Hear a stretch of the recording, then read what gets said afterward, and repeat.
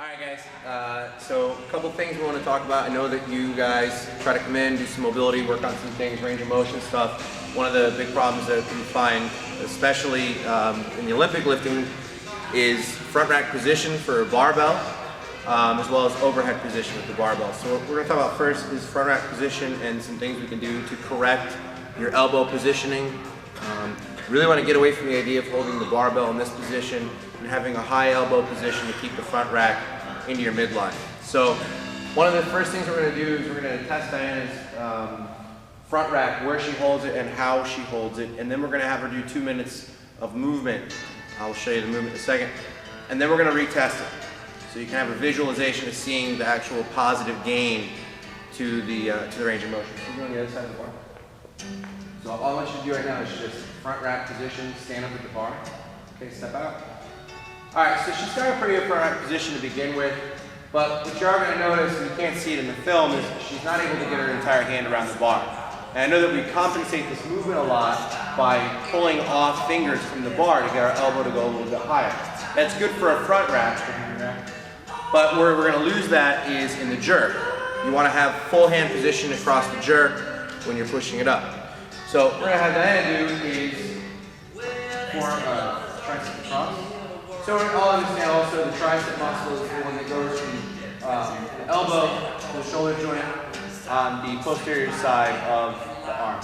So she's going to start high as she can, and she's going to slowly roll back and forth side to side. And then she's going to reposition a little bit further away and all the way down the arm. She's going to spend about 2 minutes on each arm. So we'll come back in 2 minutes. I'm going to let you see how the mobility has affected just the right arm. Alright guys, welcome back.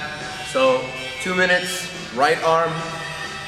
What we're really trying to focus on too, if you think about when we're pulling for the clean and trying to receive the bar, the higher your elbow position is going to be when you catch it, the more central the line of the path of the bar can remain to the center of your body, which is going to stop you from pulling forward and losing the lift.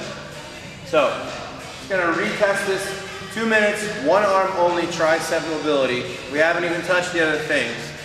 See where her range of motion is with a full grip around the bar. Remember, as we go down to get into the jerk position from the clean, you're going to be fully gripped, you're going to slight turn down, push through the window. So let's see where you're at now. So there's an obvious downward slant. You can see this elbow is lower. The barbell on her usually sits fairly neutral already, but now you can see she has a more upright engaged position. So that's after only 2 minutes, one arm. So you're going to want to hit both arms. So now we're in the 4 minute range of your tricep warm up. Okay. Second muscle that we're going to be focusing on to assist in stabilization, the front rack position, is your latissimus dorsi, or your lats. Okay, these big muscles right here, they come in sort of like a V down in here.